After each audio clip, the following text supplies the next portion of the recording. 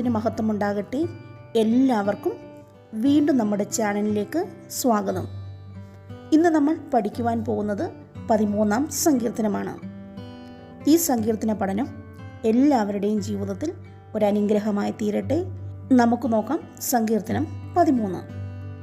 ഈ സങ്കീർത്തനത്തിൻ്റെ എഴുത്തുകാരൻ ആരാണെന്നുള്ളത് ഈ സങ്കീർത്തനത്തിൻ്റെ തലക്കെട്ടിൽ തന്നെ നാം കാണുന്നുണ്ട്. ദാവീദിൻ്റെ ഒരു സങ്കീർത്തനമെന്നാണ് ഇവിടെ എഴുതിയിരിക്കുന്നത്. അതുകൊണ്ട് 13-ാം സങ്കീർത്തനത്തിൻ്റെ എഴുത്തുകാരൻ ദാവീദാണ്. മാത്രമല്ല 13-ാം സങ്കീർത്തനത്തിൽ ആകെ 6 വാക്യങ്ങളാണ് ഉള്ളത്. ഇനി നമുക്ക് ഈ 13-ാം സങ്കീർത്തനത്തിൻ്റെ പശ്ചാത്തലം നോക്കാം. ദാവീദിനെ പിന്തുടരുന്ന ശൗലിൻ്റെ ഉപദ്രവം നിമിത്തം മാനസികമായി തകർന്ന ദൈവഭക്തൻ്റെ നിലവിളിയാണ് ഈ സങ്കീർത്തനം. ഈ ഭാഗങ്ങൾ നാം 1 ശമൂവേലിൻ്റെ പുസ്തകം 26-ന്റെ 20-ാം വാക്യം, 27-ന്റെ 1-ാം വാക്യങ്ങളിൽ നാം കാണുന്നു. മാത്രമല്ല പ്രസംഗ ചക്രവർത്തിയായ സ്പർജൻ ഈ സങ്കീർത്തനത്തെ വിളിച്ചിരിക്കുന്നത് എത്രത്തോളം സങ്കീർത്തനം എന്നാണ്. കാരണം ഈ സങ്കീർത്തനത്തിൻ്റെ ആദ്യ ഭാഗങ്ങളിൽ എത്രത്തോളം എന്ന വാക്ക് പലതവണ ഉപയോഗിച്ചിരിക്കുന്നതായി നാം കാണുന്നു. അതുകൊണ്ടാണ് സ്പർജൻ ഇതിനെ എത്രത്തോളം സങ്കീർത്തനമെന്ന് വിളിച്ചിരിക്കുന്നത്. ഇതിൻ്റെ ഉള്ളടക്കം ഇനി നമുക്ക് നോക്കാം. ഇതിൻ്റെ 1-2 വാക്യങ്ങൾ നിരാശയാൽ നിറയപ്പെട്ട ചോദ്യം.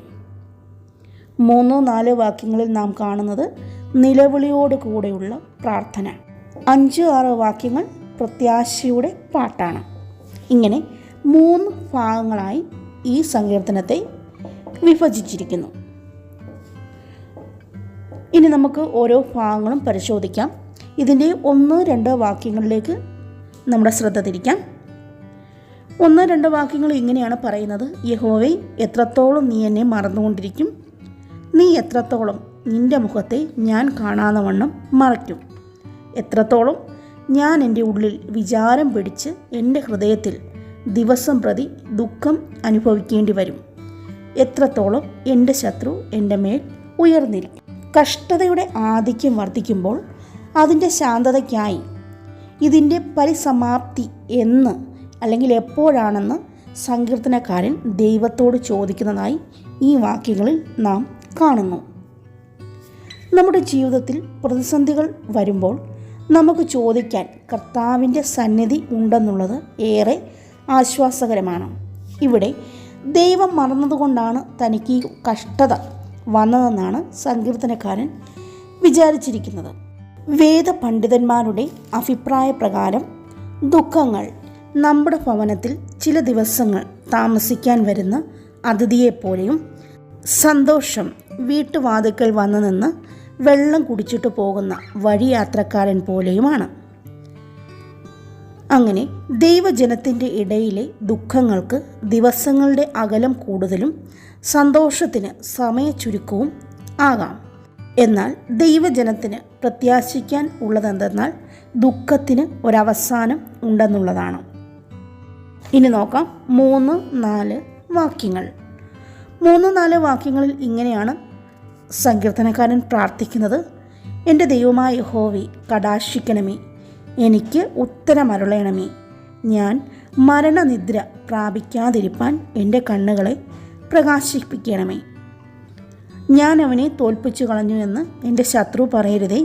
ഞാൻ ഭ്രമിച്ചു പോകുന്നതിനാൽ എൻ്റെ വൈരികൾ ഉല്ലസിക്കുകയും വരുതേ. ദാവീദ് ഇവിടെ പറയുകയാണ്, തൻ്റെ പ്രാർത്ഥനയുടെ മറുപടിയുടെ തിളക്കം കണ്ണിൻ മുൻപിൽ കാണിക്കണമേ എന്ന് ദാവീദ് പ്രാർത്ഥിക്കുകയാണ്.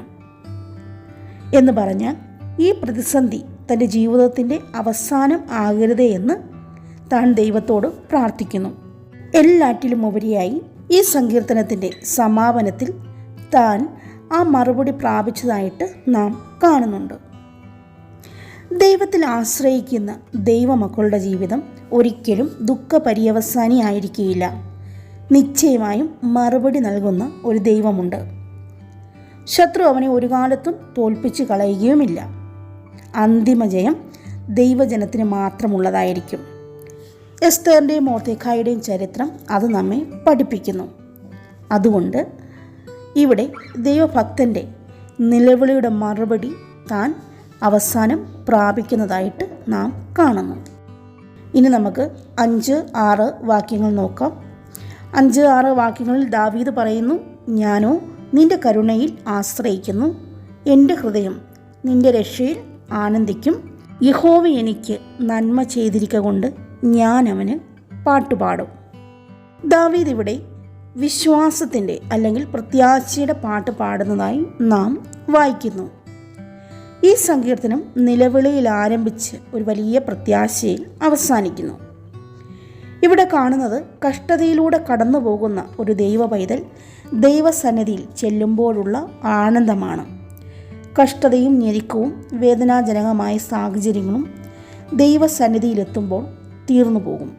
വെളിപ്പാട് പുസ്തകം 21-ാം അധ്യായം അതിൻ്റെ 4-5 വാക്യങ്ങളിൽ നാം ഇങ്ങനെ വായിക്കുന്നു, അവൻ അവരുടെ കണ്ണിൽ നിന്ന് കണ്ണുനീരെല്ലാം തുടച്ചു കളയും. ഇനി മരണമുണ്ടാകുകയില്ല, ദുഃഖവും മുറവിളിയും കഷ്ടതയും ഇനി ഉണ്ടാകുകയില്ല. അങ്ങനെയെങ്കിൽ തൻ്റെ ഭക്തന്മാരുടെ കണ്ണുനീര് തുടയ്ക്കുന്ന സ്ഥലമാണ് ദൈവസന്നിധി. ഇനി ദുഃഖമുണ്ടാകുകയില്ല. വിശ്വാസ ജീവിതത്തിൽ ദുഃഖവും വേദനകളും അനുഭവിക്കുന്ന ദൈവജനത്തിന് ഒരുക്കിയിരിക്കുന്ന ആശ്വാസദേശമാണ് ദൈവത്തിൻ്റെ സന്നിധി.